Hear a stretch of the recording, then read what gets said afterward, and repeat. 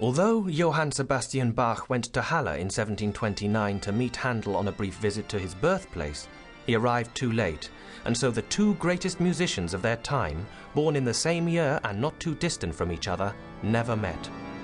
Their careers, however, were very different. Whilst Handel travelled frequently throughout Europe with the lavish support of the king and nobility of England, Bach spent his whole life in the drab confines of provincial cities in Germany, impoverished by the 30 Years' War. Bach first served at the court of the Duke of Weimar, before moving to the court of the Prince of Anhalt-Köthen. Here he was also cantor, in charge of the St. Thomas Schule and of music in the churches of St. Thomas and St. Nikolai in Leipzig. It is difficult to accept that the genius Bach was regarded as a craftsman, and in his jobs he was expected to undertake the roles of teacher, composer, performer and choirmaster. Bach, who was proud, determined and at times irascible, soon found himself at odds with the authorities, partly because of his claim to the directorship of music in the university, which his predecessors had held, and partly because he was not suited to be the subordinate to a musically ignorant town council. This is expressed in his few surviving personal letters written to an influential friend, Georg Erdmann, the Russian plenipotentiary at Danzig.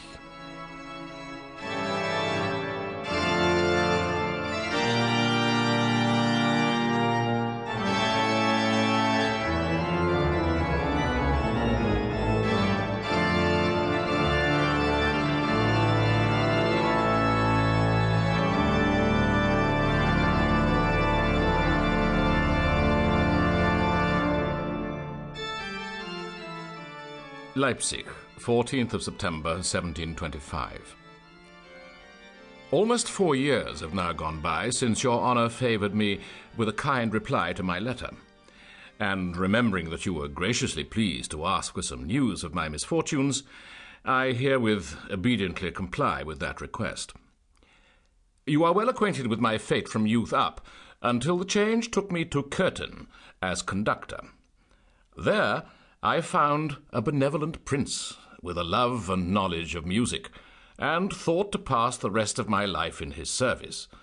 But as it so fell out, the said Serene Highness married a princess of Berenburg, and it seemed thereafter that the said prince's inclination for music had somewhat cooled, especially as the new princess appeared to be an amuser. And it so pleased God that I should be offered a position here as Directore Musices and Cantore at St. Thomas's School. At first, indeed, I felt it most unbecoming to change from conductor to cantor. I therefore delayed my decision for some 3 months, but the post was so favourably described to me that, in the end, particularly as my sons seemed disposed towards studies, I took courage in the name of the All-Highest and went to Leipzig, passed my examination, and accepted the change. By God's will, I have been here ever since. As, however, 1, I find that this service is not near so lucrative as it had been described to me. 2, many accidentia of the post escaped me. 3, the place is very expensive.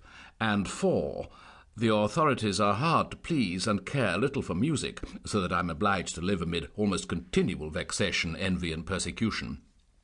It seems that I shall be compelled, with your gracious assistance, to seek my fortune elsewhere. Should your honour know of or discover any convenable station for an old and faithful servant in that place, I would respectfully beg you to vouch for me a gracious recommendation.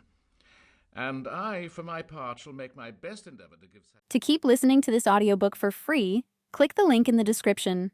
It will take you to a free Audible trial where you can listen to this and many other books for free for 30 days.